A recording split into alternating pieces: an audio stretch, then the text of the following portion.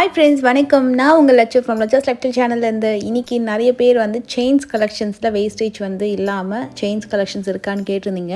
இன்றைக்கி வீடியோவில் வந்து பார்த்திங்கன்னா வேஸ்டேஜ் இல்லாமல் இருக்கக்கூடிய அந்த ஆஃபர் கலெக்ஷன்ஸில் செயின்ஸ் டிசைன்ஸ் பார்க்க போகிறோம்.